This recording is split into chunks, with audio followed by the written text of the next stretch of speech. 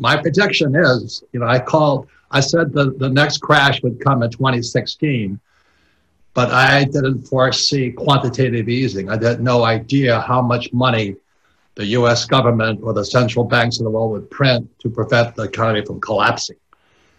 So it hit in 2020. I think this pandemic is fishy. There's something not right about it. But anyway, regardless of whether the pandemic is real or not, between 2020 and 2030, we're entering the biggest depression the world has ever seen. So the reason this event is important to you is because it's how do you survive the depression? What can you do? 2020 to 2030, maybe as far as 2035. The last depression of 1929 lasted 25 years. September 17, 2019, the crash started anyway. If you take care of your health, if you get the disease or the virus, you can recover. But if your health is bad, you can't recover. So really that's the issue. And it's the same thing with wealth. If you're losing money today, it's because you didn't take care of your wealth.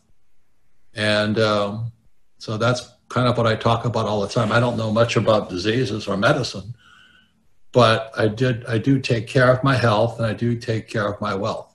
So what I'll be talking about today is exactly as Blair says, is how do you make the invisible visible? And Blair Singer has been a friend for I don't know how many years now. We've gone through hell and happiness and hell and happiness and lots of good times and bad times together, but we've always remained the tightest of friends. This is what's important. It's a financial statement. And if you're going to be an entrepreneur, you've got to have a financial statement. You're going to be an employee, like my Poor Dad, you don't need a financial statement. This was the second book in Rich Dad, Poor Dad. Oh, it's book 2. So this is employee. That was my Poor Dad. My mother wanted to become a doctor, a specialist. And this is small business owners. The people that are being crushed today in this COVID crisis are these guys here. The big businesses like Walmart and all that, they're doing better. Amazon's doing better. But if you own a small restaurant, you're screwed. S stands for screwed because you think too small. But this cannot change until they change the thoughts in their heads. And that's the challenge. Whereas these guys here, like I said, Walmart, Amazon, Apple, they're doing extremely well. And what they can't see is this here. This is the BNI triangle. This is what a big business owner must have. You see, most small business owners, all they think about is they're selling a little product. And the product's important, but it's not the whole thing. So what makes a big business owner successful, and this comes from book 3 in Rich Dad, Poor Dad, Rich Dad's Guide to Investing, is you notice that what's important is the mission. Now, why is the mission important?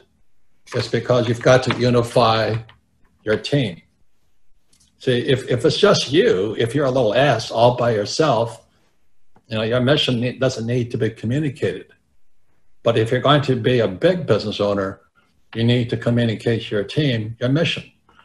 So going back to this here, is that most small business owners, what they think, oh, I have a great product.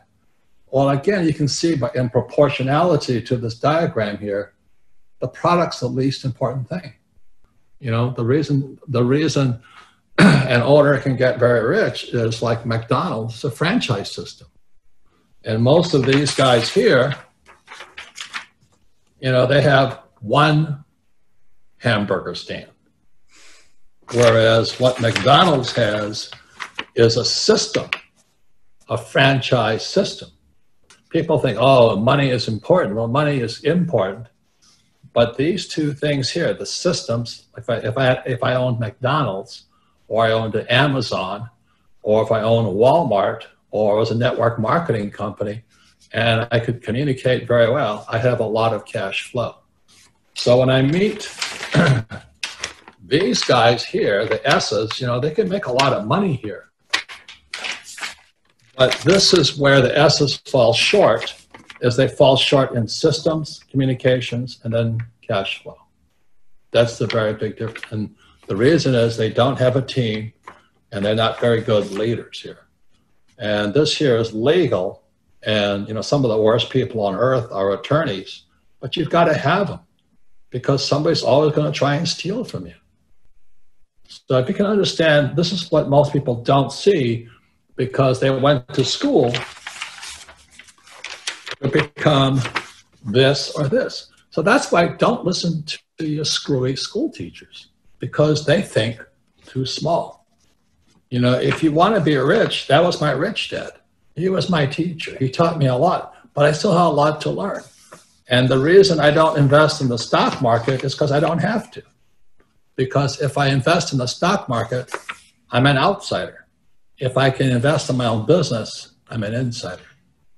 So those are some of the thoughts I'd like to leave you with today.